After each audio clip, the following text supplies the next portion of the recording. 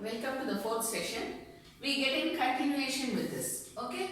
Now, I was telling you about whether the LRs of the defendant are liable. This is on the premise that the defendant has passed away either before the filing of the case or after the filing of the case. Either way, LRs may be brought on record. Now, you must be knowing about the general premise. What is it? The LRs are liable only up to the share that they get in the estate. This is one of their liabilities. What's the other one? They are not liable for personal debts. They are not liable for personal debts of the defendant. Clear? So this will be the deciding factor as to whether you will include the LRs as liable parties or not. If they are not, then of course it will be a misjoinder of parties. Just because the defendant died and LRs have to be brought on record as per CPC. You cannot allow the application just by saying, yes, that's true. If the defendant or the plaintiff dies, LRs have to be brought on record. You are right. That should not be the attitude. So you should see about the liability when it comes to the plaintiff, whether the LRs have the right to recover the right to recover the amount. Again, the same logic goes. Do they have the right to recover? Do they have any interest? You see, with a business loan, say the person is a part of the financial institution, then can his LRs claim the money? No. But if he is a personal financier, can his LRs claim the money? Maybe, may not be, depending upon the facts of the case. That's why while writing judgment or while framing issues also, what you have to look at very, very diligently is the facts of the case given there. You cannot say, okay, this sentence, you cannot negate any of the sentences given there unless it's a general sentence. Clear? So whether it is a plaint or whether it is a written statement or whether it is any application which is made before you, be careful while reading the facts of the case. Clear? Now, see, all this is what we have written regarding a recovery case. Okay? Now we will take up some property matter just for you to know how the issues will be framed. Clear? What property matter can we take up? A P&DC case, usually the issues framed are probably 4 or 5. The judges sometimes may ask for draft of the issues. May, it is not compulsory. Sometimes they are the ones who are the filing. Even otherwise, the judges are the ones who are framing the issues. Okay? So now we will take up some, say for example, P&AC case. What is P&AC? Probate and succession. As we already saw, probate means it is based on the will. Right? Succession, it can be based on the will or intestate succession. When it comes to intestate succession, you have so many types of cases. Am I right? So this is based on will. See here again, P&C. If the plaintiff is so and so, there is a name. If the defendant is nil, you don't have to bother at all. You don't have to worry at all. It's as simple as a cakewalk. It's very, very, very, very simple. So what is the issue that will be framed? Whether the will is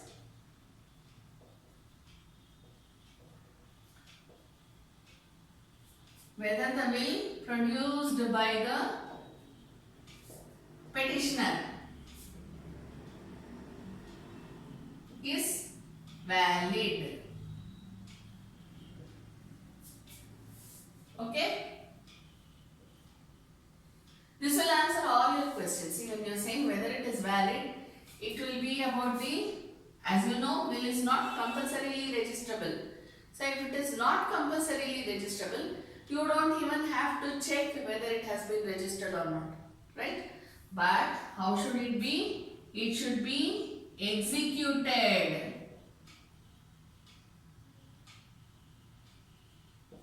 Executed by whom? by the testator. Testator is the person who is writing the will. It should be signed by the testator. Clear? So when you are saying whether the will produced by the petitioner is valid or not, what you have to look at, whether it has been duly executed by the testator. Let's put it as A. B. Whether the property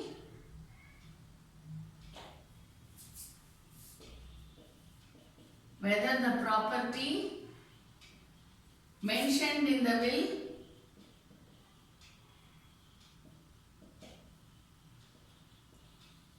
subsists.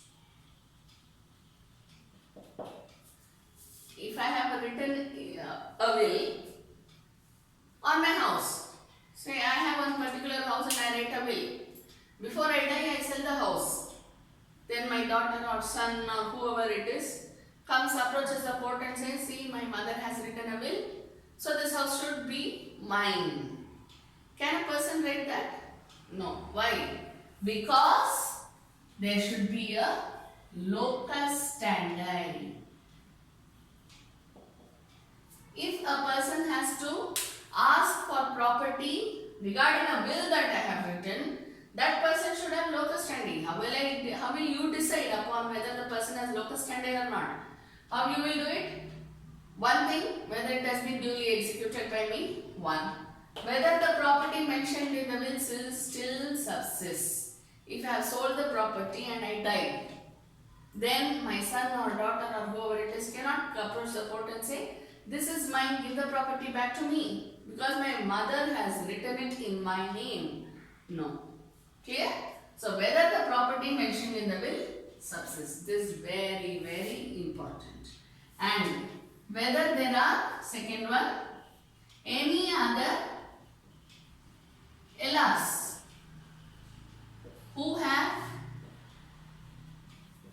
right and or title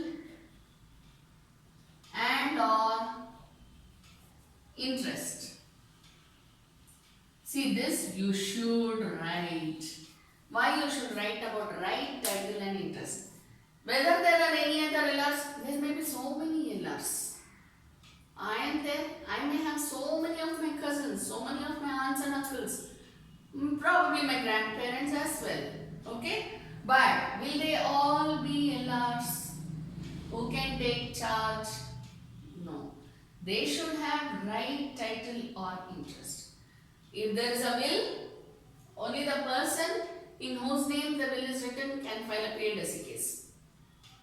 But if it is an intestate succession, can all the heirs approach the court? No.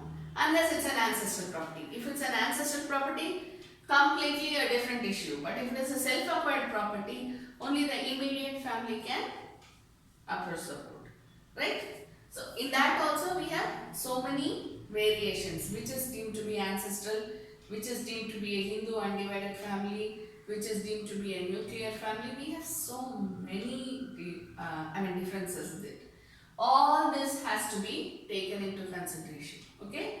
So when you are talking about P&SC case, whether there are any other heirs, if the will is given in my name and my brother's name, is my brother still alive?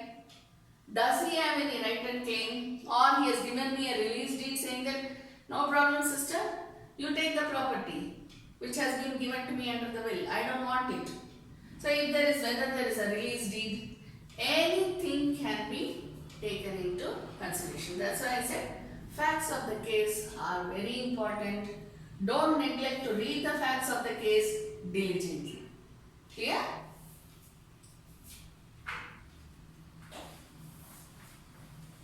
If this is when there are nil defendants.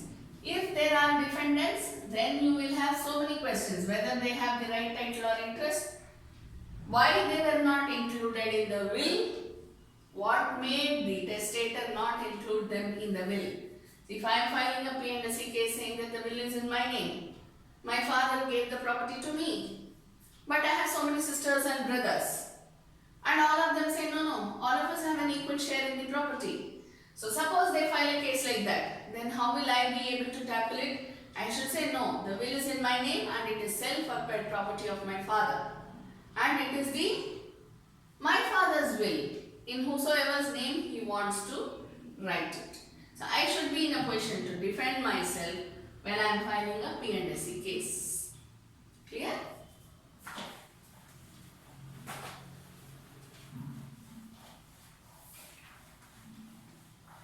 We will go to a partition case.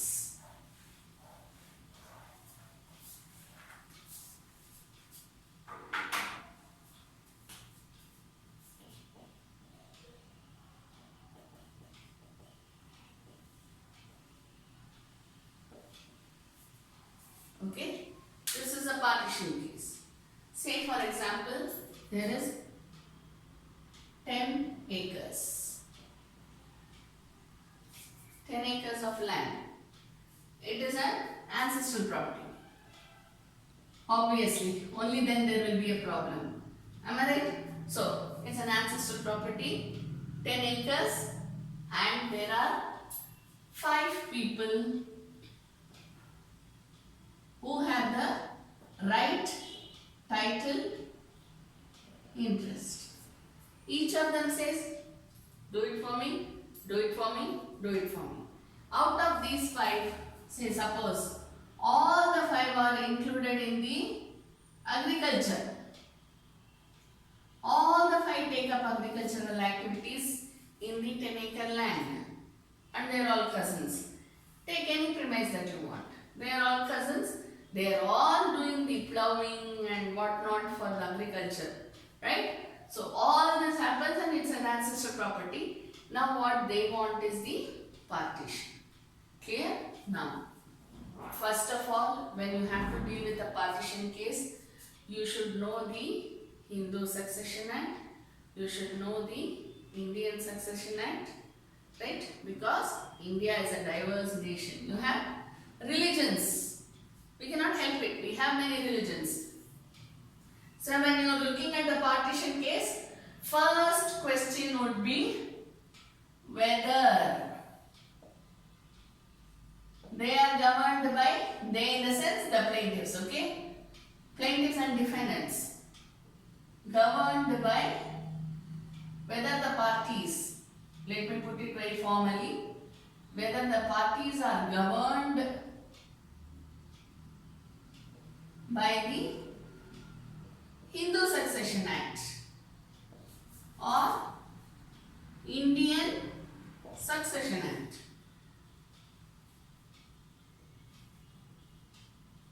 Once you become a judge, it's very easy, right? You can refer to the books on and off. But in your exam, you cannot refer to any book.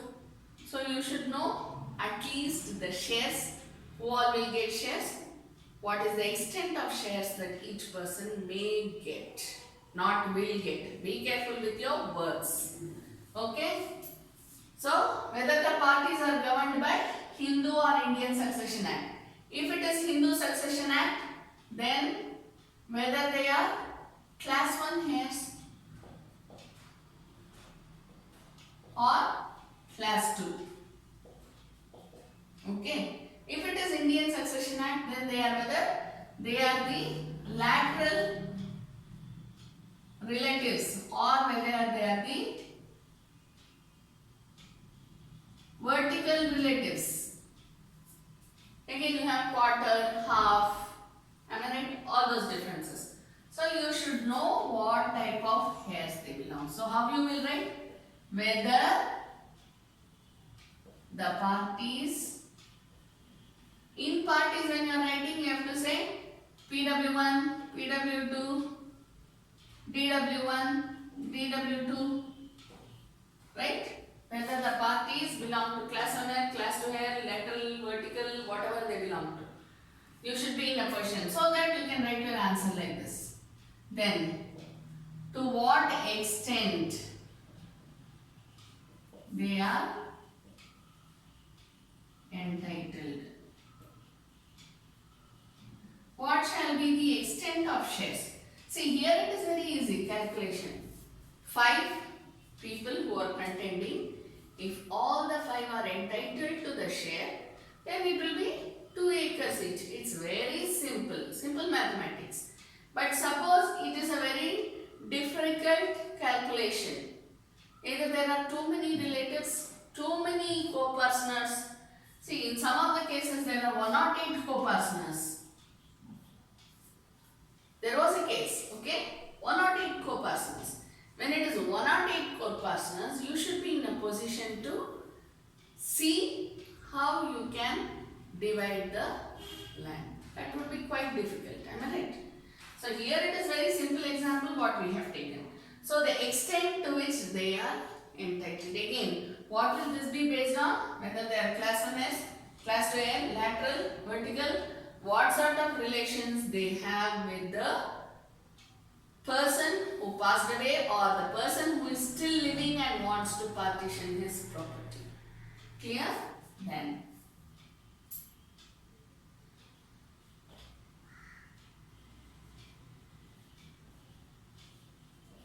Whether there has been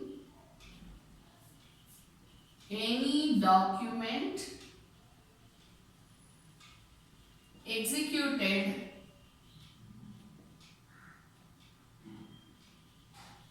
by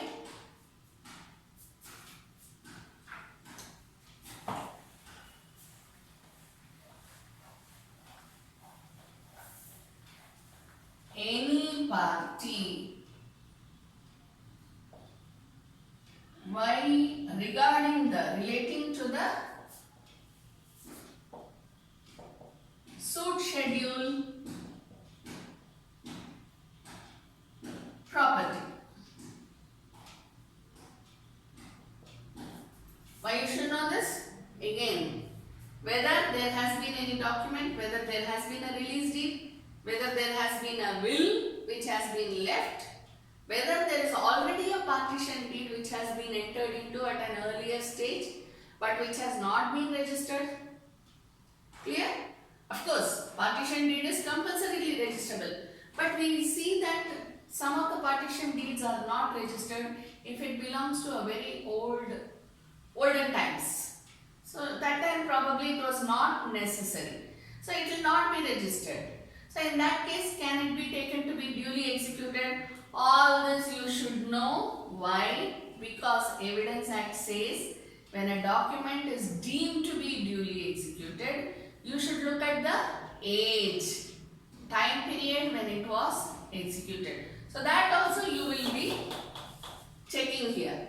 Whether the document, there has been any document executed by any party relating to the suit schedule property at any point of time. Then you will see whether there has been a will, whether there has been an earlier partition deed, whether there has been any other release deeds, anything, whether there has been a gift, right? So all these will be taken into consideration. Then next, see, I have already given you the example that it's an agricultural property and all the five of them say, Your Honor, all the five of us are into agriculture. I do this part, he does this part, he does this part. This is how they talk. Each one says no. And what will the plaintiff say? Your Honor, defendant number 3 never has done anything on the property, on the particular land. He is staying in city. He rarely visits the village. Something like that, you know. So you should look at whether all the parties to the suit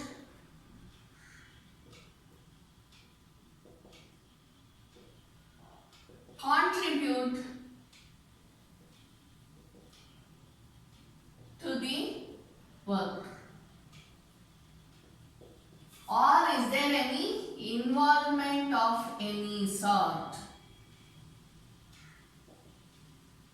See, it need not be exactly plowing, putting the seeds or whatever is related to farming, okay. Probably one of the brothers or sisters, whoever is a party in this suit, probably is in a city in order to sell the produce which has been given by the other brothers and sisters. 5 of them are there. One is in the city, but that person is selling whatever is agriculture produce given by the four parties. So what he is essentially doing? He is also contributing to the property. Understand? Then next, whether it is a Hindu undivided family. Am I right? This is very important. Hindu undivided family. Why? There will be one karta, all the others will be related to the karta. So karta will be the main person. Again, when we say Hindu undivided family, it need not be a big family, joint family. Not necessary. Even if it is a nuclear family with the father, mother and 2 children, it is deemed to be Hindu undivided family. Clear? So, Hindu undivided family, whether it's a Hindu undivided family, and then the partition goes according to that. Okay? Then, 7th point.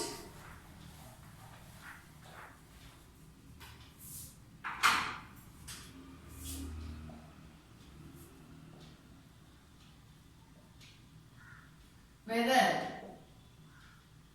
there is any gain of mesne profits.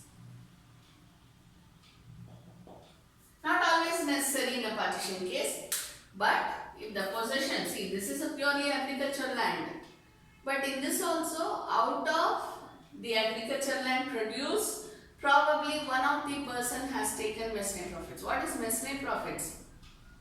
Profits gained through wrongful or unlawful possession. Am I right? So, whether there is any gain of mesne profits by any one or more of the parties to the suit, that may be taken into consideration if there is such a contention by either the plaintiff or the defendant. Please be very careful. See, whatever I am giving here are all blanket issues. You have to look at the facts of the case given in the exam or in the court hall and then frame the issues. These are just blanket issues which we are learning here, so that you will not be at a loss to write what has to be written there. That's it. Clear?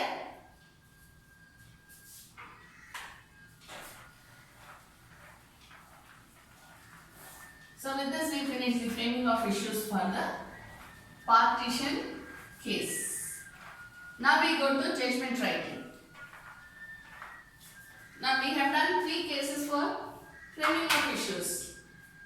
Shall we take up the judgment writing for a P&C case? We will just first finish.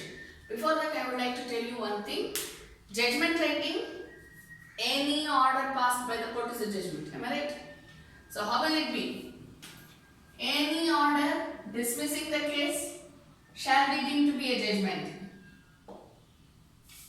Any order allowing a case shall be deemed to be a judgment. This allowing may either be part or whole. See, in between all this, certain orders may be passed by the court. Say for example, when we are talking about partition case, probably there is an application for temporary injunction saying that, Your Honor, please don't let DW2 enter my property. Even though there is no segregation of property as such, they themselves would have said, these 2 acres are for me, these 2 acres are for you, these 2 acres are for you. If there has been an oral agreement, then there may be a application for temporary injunction. In that case, temporary injunction shall be heard and then the order passed.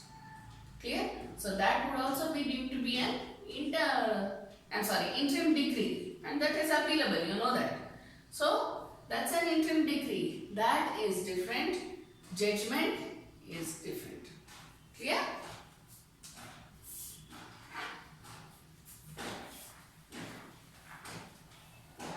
See, whether it is dismissal or allowing, what you should remember is there should be a reason for the judgment. Even if you are writing that the case is dismissed, you have to first look at the brief facts of the case, evidence produced, arguments, citations, your observations, your opinions, and then say that the case is dismissed. Just because the case is dismissed, you cannot say, the case is dismissed. You have to go through the facts and the evidence produced and then give the reason why the case was dismissed. Unless you are dismissing the case in limine. In that case, at the very first hearing, okay, there is a case which has been filed by the plaintiff against the defendant. Then what happens? After the filing of case, there has been an out-of-court settlement. Say probably out-of-court settlement. Okay? Or if it's a personal debt, the defendant is dead.